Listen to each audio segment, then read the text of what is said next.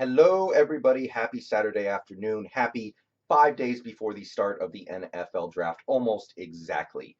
It is 5 o'clock where I am right now, so pretty much exactly 5 days before the start of the NFL draft.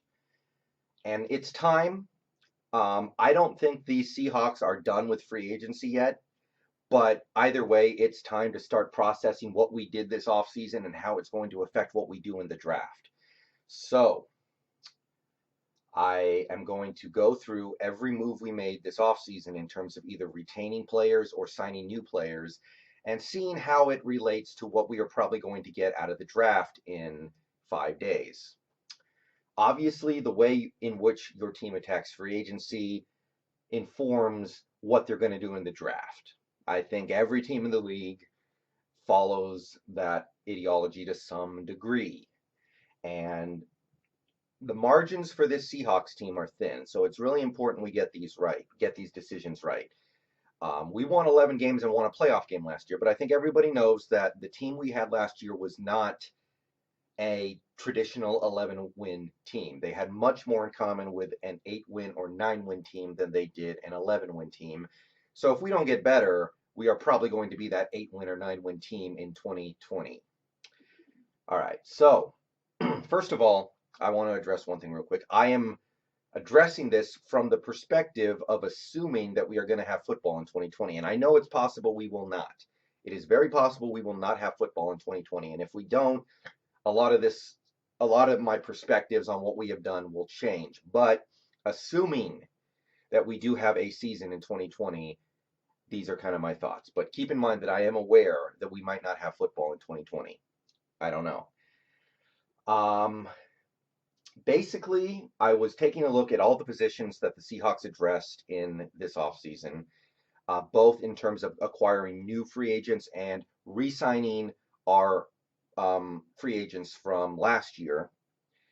And I think the right way to look at this offseason so far for the Seahawks is they are kicking the can down the road. The 2020 Seattle Seahawks used free agency to kick the can down the road. And when I say that, I don't mean it's definitely a bad thing. I don't mean I definitely dislike it, but that is the phrase that I would use. A lot of people would look at a phrase like that and think, oh, that has to be a bad thing. I'm not saying that, but it might be a bad thing. We're going to need some time to figure it out. So let's go through the players on offense first. These are the players on offense that we gave a new contract to this offseason. The green ones are players that we signed away from other teams or from free agency. They weren't in the league last year. Red is players that we've retained from last year. So let's go down the list here. A wide receiver. I made a video in the offseason about how we needed to get a little better at receiver, and I listed some free agent options. I listed some guys on the team who I thought maybe we should retain, some guys on the team that I thought we needed to get rid of. What we did was we signed Philip Dorsett to a 1-year, $1.05 million deal. So very cheap. He's not a great receiver at all. There's nothing really special about him. He does seem to have a little bit of downfield speed, but it's not a bad signing at all. 1 year, $1.05 million. Can't really go that wrong for that price. And we kept David Moore, a restricted free agent, 1 year, $2.13 million. Keep those numbers in mind as we go forward. All right, so tight end. I didn't make a tight end video because we signed Greg Olsen before I could make the video, and that kind of knocked that concern out. But Greg Olsen, we signed him out of free agency, 1 year, $7 million, and we retained Jacob Hollister, 1 year, $3.26 million. So we addressed the hole at tight end with those two guys. Should be good for 2020. But again, remember these figures. Interior offensive line. I told y'all interior offensive line was a big concern for this team going into 2020. So we have signed 2 new guys and we have retained 3 guys from last year. Going down the list, BJ Finney, interior lineman from the Steelers. He played all 3 interior line positions, 2 years, $8 million. If he is cut after 2020, $1 million dead for 2021. Again, remember those numbers. Joey Hunt, bringing the backup center back on a 1 year, $2.13 million deal. I'm not really that enthusiastic about that one, but again, fairly cheap. It's whatever. Bringing in Chance Warmack, who did not play last year. 1 year, $1.05 million. cheap, low risk, high reward. Maybe unlikely he works out, unlikely he can get back into stud game shape, but it's a cheap flyer on a dude with talent. We re-signed Jordan Simmons, who hasn't played football in like a year and a half, for 1 year, $675K. So very cheap. Can't go wrong with that price tag. And we've seen him play good in the past, at least in run blocking. And we retained Mike Upati for 1 year. We don't know the money yet. It's probably just like, a couple million, but a 1 year deal. And finally, the last position of need I talked about on offense was tackle, specifically right tackle, but tackle in general. And we brought in two new guys to address that hole. Obviously, we let Fant and Affetti go, but we brought in Brandon Shell on a 2 year deal worth $9 million with $2 million dead if we cut him before 2021. And we also brought in Cedric Ogbuhi, Cedric O, I'm going to go with that, Cedric O, on a 1 year, $2.3 million deal to basically be our swing tackle, kind of like what George Fant was. And this kind of summarizes all of our free agent moves on offense this offseason. We did not go after running back, and I never really discussed running back as being a need for the 2020 Seattle Seahawks. I personally do not think it's a big concern, but clearly a lot of people do, and it seems like this team might as well. So the fact that we have not addressed running back in this free agency tells you that it's very likely we're going to heavily concern ourselves with a new running back in this draft. I'm not saying I like that. I'm not saying I think that's a good idea, but it is very likely that's going to end up being the case. But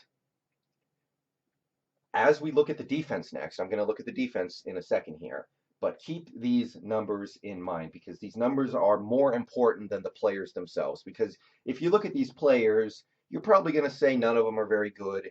Maybe Greg Olsen will be good if he can stay healthy. Maybe BJ Finney can be good if he can adapt to having a full workload, if he can adjust to playing with our offensive linemen.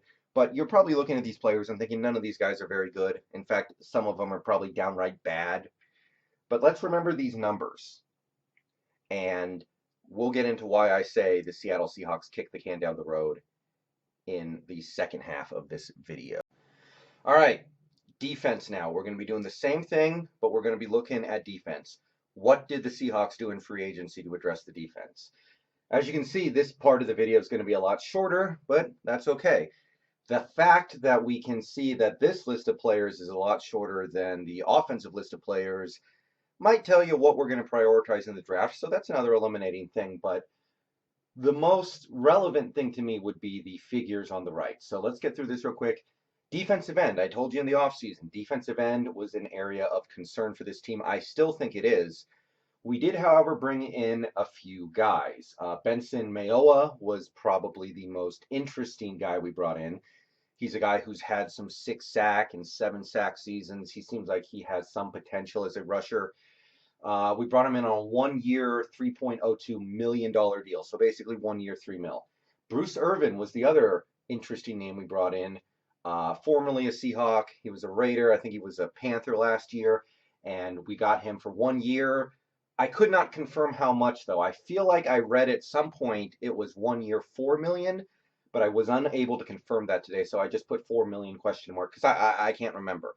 But we got him for 1 year. That's kind of the most important thing here. Defensive tackle. I told you defensive tackle was an area of concern. Once again, I think it is because all we did was retain a guy we already had from last year. Jerron Reed, he was maybe the biggest free agent splash we've had so far this offseason. We re-signed him on a 2-year, $23 million deal, but there is an out after 1 year. We can cut him in the 2021 offseason, so we can cut him in about a year if we don't like what he's doing as a Seahawk next year, or if we're not impressed, whatever. $0 dead dollars if we cut him next offseason. That's really important because I think that is a very strong possibility. Could definitely move on from Jerron Reed after just the one season if we don't like what we see. And we can do that with 0 dead money. Cornerback. I was going to make a cornerback video, discussing cornerback as an area of need. I reconsidered it because I was looking at our cornerback depth chart and I liked it a little bit more than I thought I did the first time I saw it. But the team decided to bolster their cornerback corps regardless through a trade. Little different than free agent signings, but he's a new player. We brought him in from Washington. Quentin Dunbar of the Redskins last year brought him in. He's got 1 year and $3.42 million left on that deal. And Dunbar's a little different from a lot of these other guys, but as we can see, as of right now, he has 1 year left on his deal. And finally, who cares? Brandon Jackson. I forgot about Brandon Jackson when I was making the top of this list earlier. I forgot about Brandon Jackson when I was listing defensive ends, so I threw him in on the bottom. And also, Brandon Jackson is a very forgettable player, and I'm sorry, but who cares? We did re-sign him to a 1 year, $2.13 million deal. That's everything. And if you're looking at that list of players, the list of offensive free agents and defensive free agents, you combine both the whiteboards I've shown you today, you're going to look at that list of players and your conclusion might be, oh, those guys aren't very good. And you're going to have a point there. But the most interesting thing to me is that it would not be a surprise at all to me, and I think most Seahawks fans, if none of the players listed on either of my whiteboards were on the team in 2021. Every last one of those free agent signings are either 1 year deals, and they're 1 year deals to players that are either not that good or old, so they could easily not be on the team in a year, or they have 2 year deals with pretty easy outs. Obviously, Jarran Reed, zero dead money if you cut him in the offseason next year, but then you had Brandon Shell, $2 million in dead money if we cut him next year. And then we had BJ Finney, $1 million dead money if we cut him next year. So it is very easy to imagine that every guy I've listed in this video, every single guy, might not be a Seahawk in 2021. The one exception might be Quentin Dunbar, just because we did trade for him and he's clearly better than his contract insinuates. Even Quentin Dunbar, though, he's injury prone. What if he misses most of the season next year due to an injury? Are we really going to give him a big contract that he wants? Are we really going to keep him? I don't know. I'm not convinced.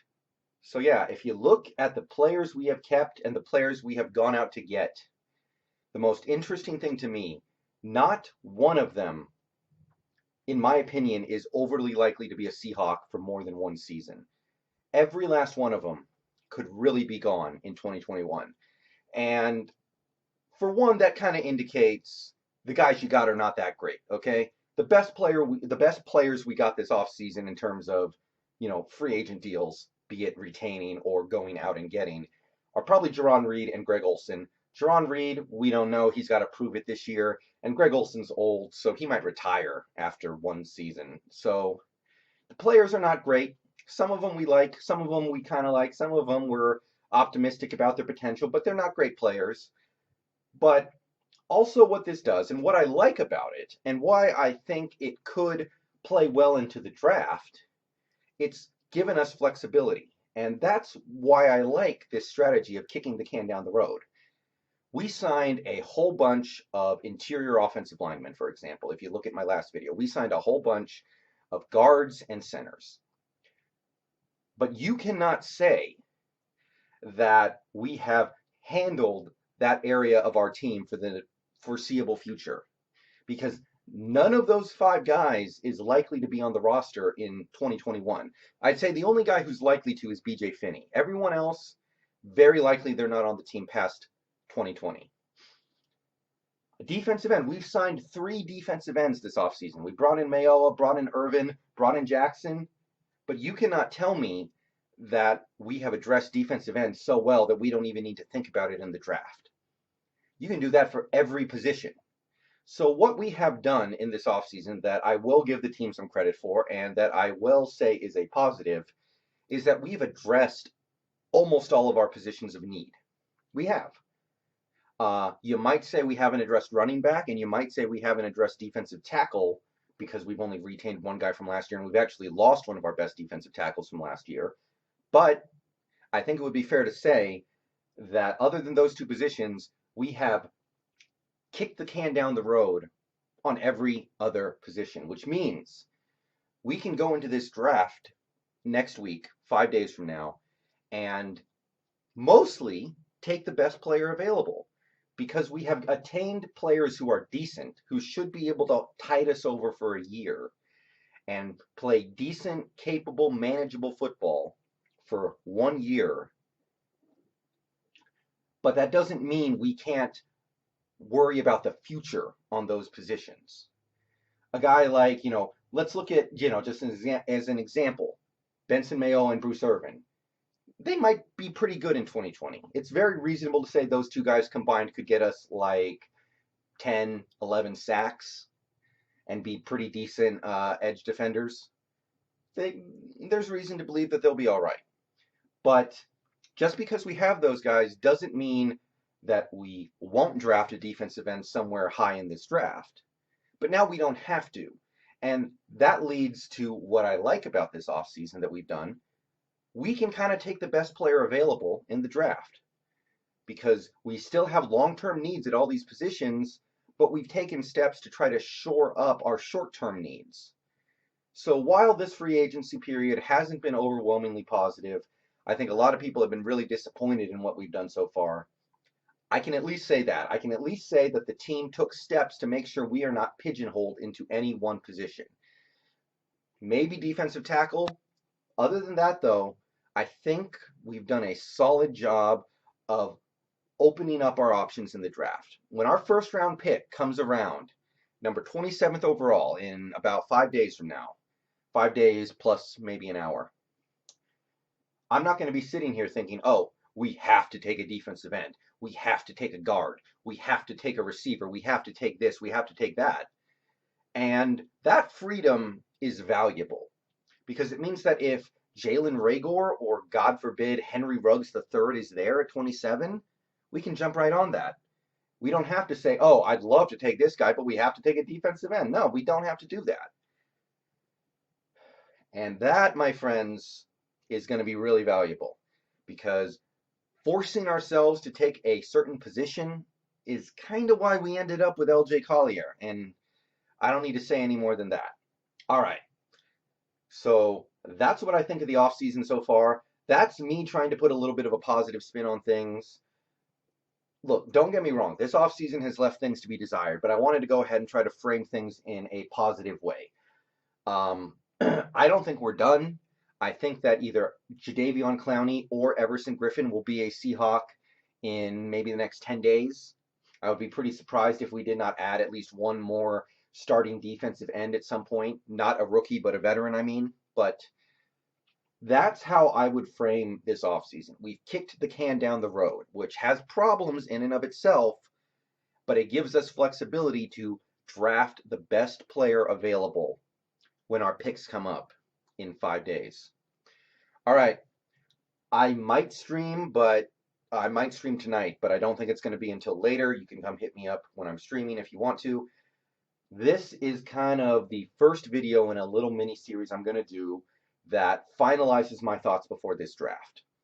But to sum it all up, you might not love our offseason moves so far. You might hate them. You might hate the offseason we've had so far. I feel you. But at the very least, we have addressed our issues enough to where we now have flexibility in the draft. Peace out. Go Hawks. I'll see you guys when it's time to make another video. Keep an eye out for my channel tomorrow. We are probably going to be doing a long stream where we go over some mock draft stuff tomorrow. Peace.